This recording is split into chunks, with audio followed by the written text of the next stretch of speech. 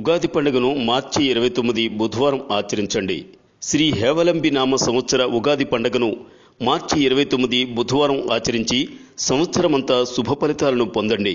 28 మార్చి మంగళవారం అమావాస్య ఉదయం 8:30 వరకు ఉన్నందున అమావాస్యతో కూడిన చైత్ర శుద్ధ పాడ్యమి సంధి ఘడియలతో కూడుకున్న మంగళవారం ఉగాది పండుగను ఆచరించడం వలన ఆ సంవత్సరం అంతా చెడు ఫలితాలను అనుభవించాల్సి వస్తుంది. 29 బుధవారం బ్రాహ్మీ ముహూర్తంలో సూర్యోదయ సమయానికి చైత్ర శుద్ధ పాడ్యమి ఘడియలు ఉండడం వలన ఉగాది పర్వదినాన్ని ఆచరించాలి.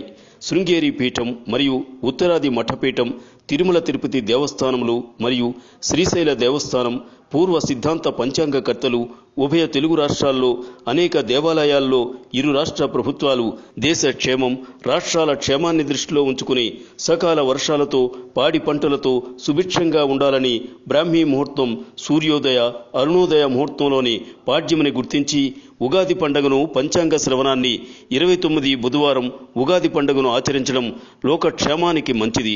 గతంలో 2007 మార్చి 19న శ్రీ సర్వజిత్ నామ సంవత్సర ఉగాదిని సోమవారం ఆచరించిన వారు శుభ ఫలితాలను పొందారు. మంగళవారం ఆచరించిన వారు చెడు ఫలితాలను చవిచూశారు. మంగళవారం ఉగాది పండుగను అనేక మంది చేసుకోలేదు. ఈ సంవత్సరం అదే విధంగా మంగళవారం కాక బుధవారం ఉగాది పండుగను చేసుకోవడం సకల జనులకు క్షేమం. Like and subscribe Eagle Telangana.